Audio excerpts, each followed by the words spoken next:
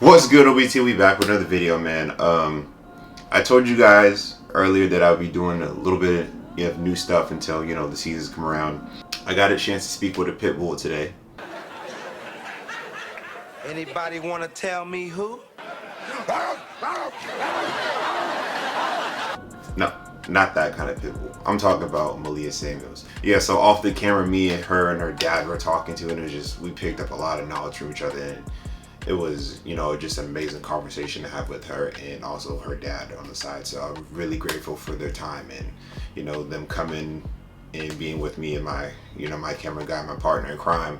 And, I hope you enjoy this conversation as much as I did. Make sure you guys like, comment, subscribe. Also, who should we have next? Like, I don't know who, you guys want me to talk to or who you guys want to know more about. So let me know in the comment section.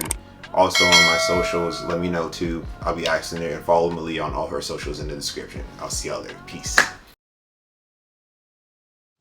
So what's good, y'all? I'm here with Malia Samuels, and first, I want to say congratulations on your commitment to USC. Big school, and honestly, it's one of my favorites because I was a big Reggie Bush fan coming up.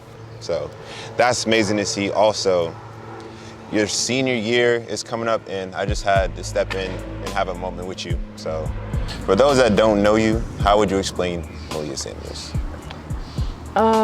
So my name's Malia Samuels. I'm gonna be a senior. I would describe myself as just like always smiling, just happy to be on the court. Just a happy personality, that's what I would say. So if I was to ask, what is like your pregame meal or things that you like to do outside of basketball, what would those be? Pregame meal? I feel like it's different every time. The only thing that I won't eat before a game is Chipotle because that will have my stomach. My last game that I played, I had Chipotle. My stomach was hurting the whole time. That's the only no-go. Everything else is fine. How do people eat Chipotle? I can't stand it. So like, what is one of your inspirations that you had like when it comes to basketball coming up as a kid? So what really got me into it was having an older brother. Him and his friends were always around, so I just wanted to be like them. He's like 8 years older than me, so that was really like, he was my biggest inspiration. Yeah, I feel the same because my oldest sister played basketball too. And for me, I would always go to her games, and it would be like the most fun time ever. Exactly. And that's, for me, that's what really got me into like enjoying basketball and watching it from both men's perspective and women's perspective, because both games were super fun for me. I see that, you have a lot of support on your dad is like always there for everything. Tell me how much that means to you. Oh, it means a lot because, I know a lot of people don't really have like a good support system. So to have a good support system means everything. Definitely, definitely. Now we're gonna go a little bit more into basketball. I honestly wanted to know, like, when did you know that basketball was gonna be your thing? That's a tough one because growing up, I started with basketball, but I went into other things. Like I ran track, I played football with the boys for a little bit, but basketball, it just kind of, once I was in 6th grade, everything kind of clicked for me when I started playing with the girls. So I think that's really kind of when I decided that was when basketball was gonna be my thing. It's really funny because anytime, like, before I came in to ever see you play, a lot of people always talk about how you used to play football with the boys and all that. Like, that is hilarious because when I was playing football, there was one girl on our team. And it was like the most craziest thing for us. So that's dope. Like, how did that experience with you, playing football with the boys and stuff go? It kind of like made me tougher. We talked about support system, but he was the coach and he was like my biggest hater. Oh, yeah. When it started. You could ask him. I had to work 3 times as hard to get on the field even, so. Yeah, and that's one thing too with sports. When you're coaching your kids, they always have that little small favoritism that they think is going on, but it's not. It's much tougher for them than anybody. Opposite favoritism. Definitely, definitely. So I want to talk about really where you start to spring into like your form from, middle school, high school, or even elementary when you started. So like, how do you feel like your game has gone over, those spans of years? Well, elementary school, I started off, so when I was younger, I used to play with the boys. So I didn't really touch the ball much, like they weren't gonna pass it to me just by me being there. So I started off like defense was my thing. Like that's the only way I could see the court, the only way I could touch the ball. And then going into middle school, that's when I started playing with the girls. And that's when I started kind of being more of a point guard. And that's how I kind of like grew into what I am now. Okay. Yeah. So like, what is one stat line you have that is like, you would never forget? Dang. I don't know. I told you, I ask the tough questions that they don't ask. I think this summer I had a game where I had like 8 assists, 17 points, some crazy amount of steals. I think like 5 or 6. I think that's like the game this summer that I remember the most. So just this summer, or are you talking about all time? I think that's like your favorite stat line all time. I can't think of all time. See? That's fresh off the dome. All right. So for me, I wanted to go more to, the women's side of basketball because that doesn't get a lot of shine to where I feel like it should because, it's just as talented, the games are just as entertaining. But what do you think is the thing that separates, from the men's game and the women's game? I think the women's game is more skilled. I feel like girls are less athletic than boys. Like girls can't just dunk every time on somebody. So I think that that's like one of the main differences. And I think girls are more aggressive. Like obviously boys, like they're bigger, but I feel like girls are more aggressive when it comes to that. Yeah, honestly, I say the same because when you watch girls games, they're always on the ground, diving for loose balls, all that. I feel like they put like 10 times more effort. Exactly. Because no dude is about to dive on the ground unless they're one of those, Patrick Beverly type players. Exactly. Who's gonna just do everything. But I feel like when it comes to watching the girls game, it's a lot more technical, a lot more to the basics other than, the fancy things about it. So I'm glad that, we agree on that one. Yeah. Another question I had for you is, even though it's hard mixing, school and sports and all the other activities that you have to do, how do you find your balance? Just time management. I normally work out in the morning, go to school, do my homework, go to practice. So it's just managing my time. Yeah. So what is your favorite subject, speaking of school? I think, I would say this past year, my favorite subject was math. Just because I liked my teacher. I feel like it's kind of up and down, like either you love math or you hate math, and I just liked math because of my teacher. Okay, so if you had to go to be like, this is my favorite teacher of all time, out of every probably school you went to, what would you be like? This is my favorite teacher.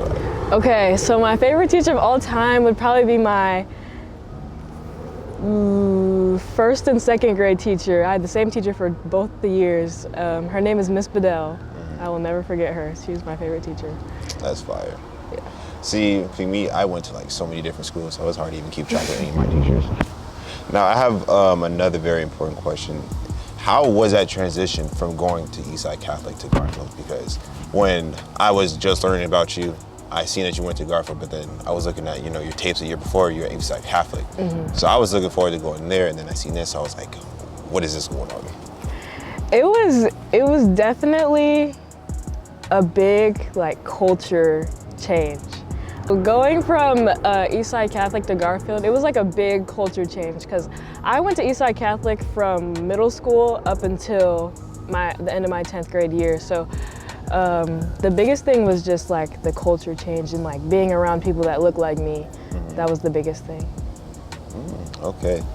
See, because with the Catholic schools and the private schools, I've never really understood the dynamics between them or what the guys about the differences between the private schools and publics. It's a lot of demographics, so and that really does pay a lot into especially athletes because most of the time you feel like people at these private schools of color out there is because they're athletes, but most of the time that's not always it. So that's crazy that it was a big culture switch for you. Yeah, and that was something that I wanted to, that was something I was looking at for colleges too. Do I want to be at a school where it's similar to Garfield or similar to Eastside Catholic? That was a big thing when choosing a school too. Honestly, shoot, it looks like it's more close to Eastside Catholic because the colors and all that too. So speaking of that, what really made your decision, what made you say, I'm going to USC?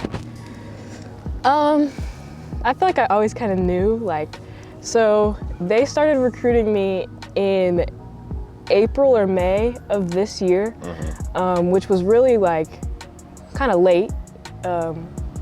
But I felt like I always knew once they got into contact with me, I really liked their coaches, just everything about their school. And then another assistant coach came that she was at Louisville, and I went on an unofficial to Louisville. And so I saw the way she coached, and I really liked the way she coached defense, and she's just like a dog, and that really like put them over the top. And especially when I went down to USC and saw the campus, It's so I was beautiful, like, isn't it? Yeah, I was like, this is the one. Yeah, I feel it, cause I'm a Cali kid. I wasn't born there, but like a lot of my family is like from there, so I definitely see the culture change from living out here in Washington to going somewhere like California. Yeah. And that's gonna be a fun experience. I can't wait to see what you do further there too. And speaking of dog, we gotta talk about how you got your name, the Pitbull, because going from where you at to playing for Bulldogs with the Pitbull, we gotta look out together. So I got it in 8th grade. 8th grade, playing with the Greyhounds, Coach Buck. So we were in Louisville, I believe, and there was I was playing on the 17U as a 13-year-old, whatever. This girl, like, she was grown and she was just like trying to fight, and I was the only one on the team that was like talking back to her, because everyone else was just, I didn't care about the college coaches that were on the side. I was 13, like I didn't know any better.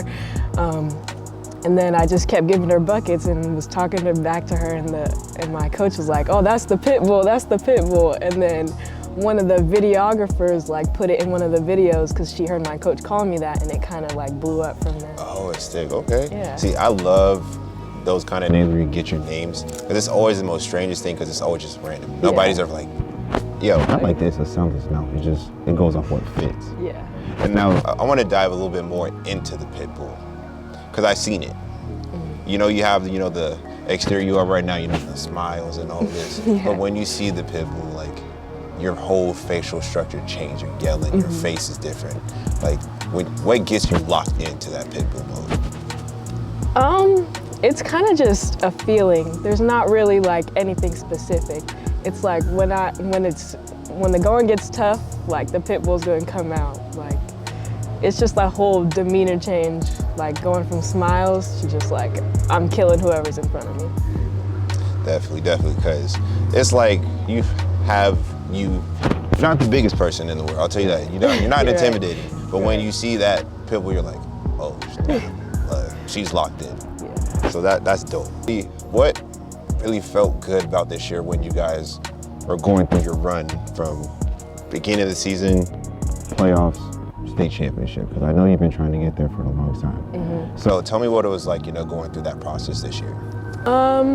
Okay, so I would say it was kind of special to me because everybody, I mean, we're considered back-to-back champs, but this team was like a new team. There was only a couple people from that team that won the state championship that were still on the team. We had some young people coming up, so that was really like a special thing. And just not having that experience, but like experiencing it together, going to the state championship, that was like something special. So really, what was like the hardest point for you this season, where you feel like either I was still adjusting because it's my first year on the team, or we have injuries, chemistry issues? Like, what was like, your biggest like, yo, we gotta fix this? There was points in time where there was like arguments within the team. There was some chemistry issues at times. We had like a whole bunch of team meetings with the team, no coaches. So, I mean, we fought through that. That was like the roughest moment, like at the beginning of the season, and not really the middle of the season, but towards the end of the season before playoffs, we kind of had some team meetings too, just to like make sure everybody was good and made sure we were all on the same page. Yeah, I feel like when we have those moments of team meetings and all that, that's really where you guys lock into like, yo, we all want the same thing. Because some they're not going to have a team meeting unless the coaches say something. Right. So the fact you guys took upon yourself to do that, that's fine. The moment that you guys got to the championship and you were in that game, like, what was your mindset going into it? Were you nervous? Were you excited? Were you anxious? I think a little bit of everything that you just said. I mean, I was excited because that was like, I mean, for me and like MB, that was our revenge because we lost to Lake Washington our freshman year to go to the state championship. So that was like revenge for me, but also at the same time, I was excited. I mean, I was anxious. We all had like a moment before the game where we all like cried together. Just had a moment with the team, like this is the last one, so we're gonna put it all out there on the court. And you cried before the game? Yeah, we cried after the game. We cried before the game and we celebrated after. I feel it. That's crazy, like, you know, just the history of Garfield. What does that really mean to you? Because, you know, the history of Garfield is great in the state. Yeah, it means a lot to me, just like having the legacy there and just like being able to continue the legacy that's already there too. And on the girls' side, I mean, everybody knows about the boys' side of Garfield, and the girls' side has some history too, but like also like building that legacy and being part of it. Yeah, just adding your name to that long list of legacy just in general with Garfield. That's fire to me. Because, you know, me, I'm not even from the Seattle area. Like, I've been over there, but like the culture from playing anywhere else but playing in, you know, the Seattle area, it's feel like two different feelings. Yeah. Seeing that you got to do some summer event with Sue Bird and the Storm this year, so how was that experience for you? That was so fun because Sue Bird is literally my idol. Like she's the GOAT. So that was cool that I got to like chop it up with her. She was like my coach, so that was so cool. Yeah, so what do you remember most about it? Like what was just like, it was just, you know, being invited, or, you know, how did the process where they just said, hey, we want you to play, or, you know, you got reached out to somebody, or what was that like? I think they saw one of my videos on like Instagram or something, and they reached out to my dad because they just knew him from DJing or something, I don't know. Yeah. But they reached out and they wanted to invite me, and the rest is history. So if you had one moment you can like recreate for yourself, anything, just basketball, life, or anything like that, what would that be? That's a tough one. Basketball, I feel like I would recreate the moment when that buzzer sounded at the state when we won. Only winning by 1 point, like that was like the greatest feeling. Storming the court, jumping up and down. I don't even remember who I hugged after the buzzer went off, but I ran and hugged somebody on the team. So that's a moment I would recreate. Yeah, that was fun watching that game because it was like just so close and neck the whole time. I was like, I just didn't know which way it was gonna go. It was a fight for sure. Well, I got some rapid fire questions, and then I'm asking one more, and then we'll be on your way. So, if you had to pick an all-time starting five, WNBA, what would it be? You can include yourself if you want to. Okay, I gotta go Sue Bird at the 1. Then at the 2, I gotta go Diana Taurasi. Of course. That's already my picks right there too. I might mix one, but that's it. 3, I don't know who I got at the 3, but at the 4, I got Brianna Stewart. At the 5, I gotta go with the USC alum, Lisa Leslie. Okay. And I still got one more. I already know who you're missing at the 3. I'm just waiting for you to say it. Who am I missing? Candace. Oh, of course, Candace Parker. You gotta put Candace at 3. Or shoot, I might even switch it up and shoot, I can move Maya Moore, Maya Moore to the 3 too. I might switch that. Or I can mix this lineup a lot. I'm not gonna lie to you. Having it all. WNBA starting 5, I can mix it up. So if you had a dream like 1v1 you could play, who would you think it would be? Okay, dream 1v1, I gotta say Kobe. Just because like, I mean, I know I'm gonna lose, but no, just you won't. to say. I'm not gonna say you will lose. You might get torched, but it's okay. Yeah. It's okay. Yeah. I would but too. it's just Kobe. I'm gonna just say I lost to Kobe though. So. Hey, if you lose to Kobe, you're still winning. Yeah, I'm not gonna lie. exactly. If you score on Kobe, I'm telling everybody. Yeah, that's brownie points. Yeah. Now we see that you're going through your injuries right now in recovery. You know, if there is a chance you do play this season, you know, what is your goal for just in general for the team and for yourself, honestly? My goal is to just piggyback off what we did last year. Obviously, with my injury, just being the biggest cheerleader that I can be. But if I do get to come back, just being together as a team. Obviously, we have some new pieces, some new freshmen coming in, but just staying together. That's the main goal. Fire.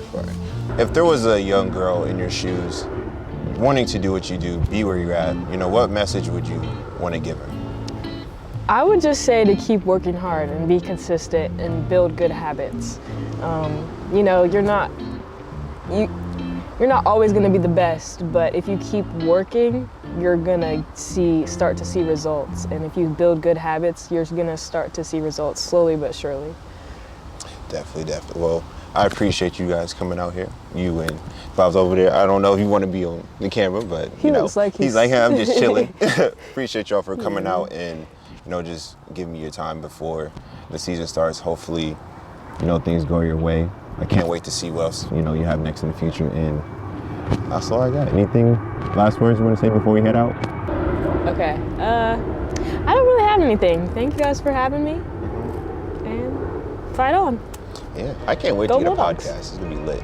I'm kind of a little bit biased when it comes to schools, because if you're going anywhere of my favorite schools, then you're already in my good book. And she's going to one of my favorite schools, so she's in my good book.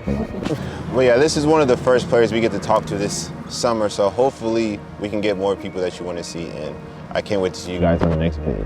Peace.